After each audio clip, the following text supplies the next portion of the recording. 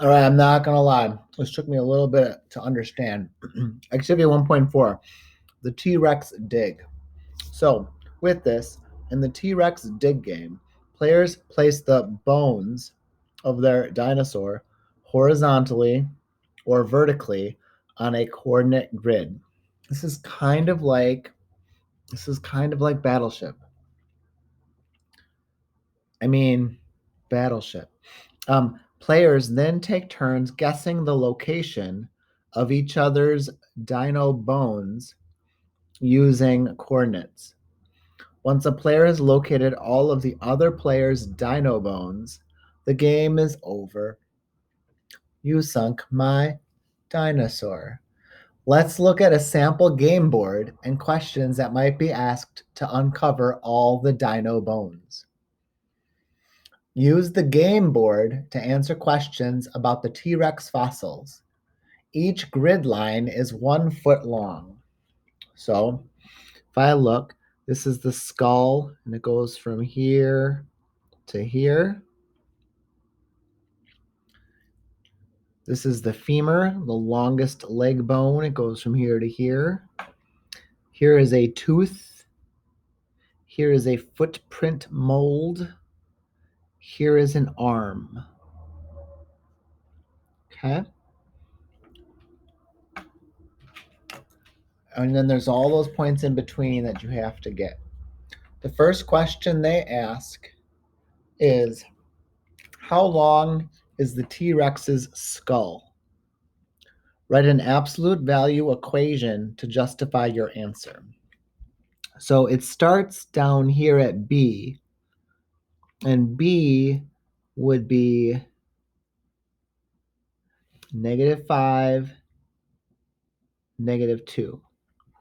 And it goes all the way up to A, and A is at -5, +3. And so I can see that they have the same x coordinate, but different y coordinates. So I take the absolute value of -2 and add it to the absolute value of 3, and then that is going to give me 5. So it is 5 feet long. Okay?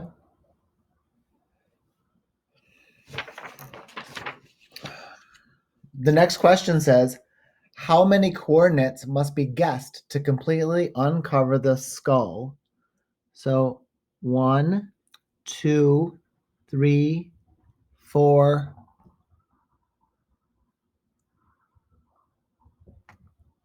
5, 6.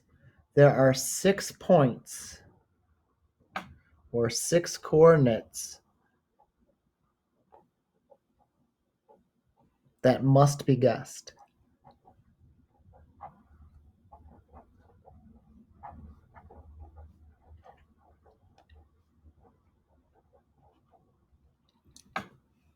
Okay.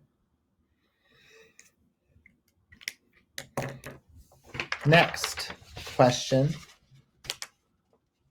Trying to make this work so we can still see the coordinate grid.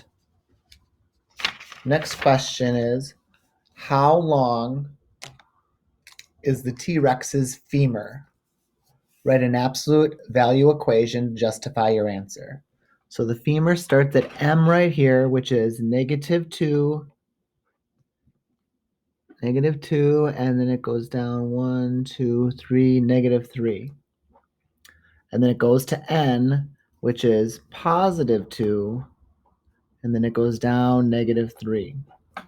They both have the same y coordinate, so I need to find -2 plus the absolute value of -2 plus the absolute value of 2, and that will equal 4 feet long.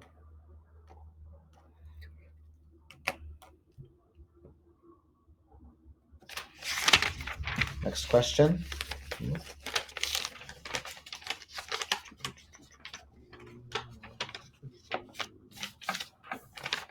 Origami math. What is the greatest number What is the greatest number of quadrants crossed by any one fossil? This is the y-axis. This is the x-axis going across.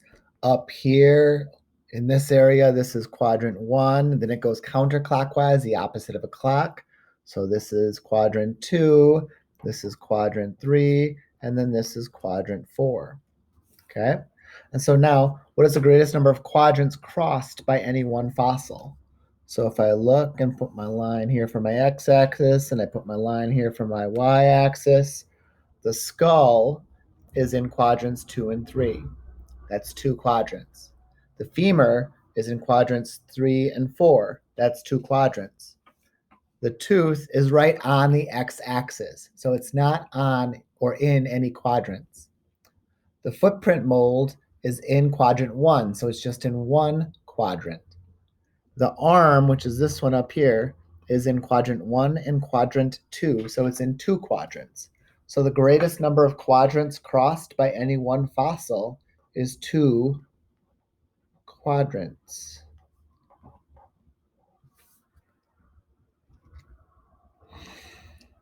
The last question says, are any fossils on an axis? Yes. If so, identify the axis. It's the tooth right here, the x-axis.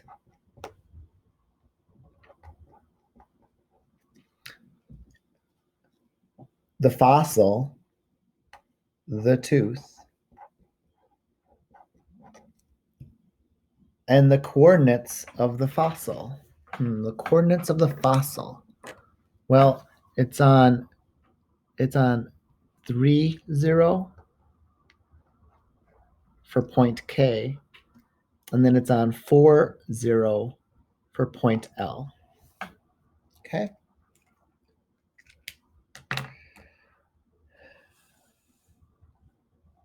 Down here, it says your turn.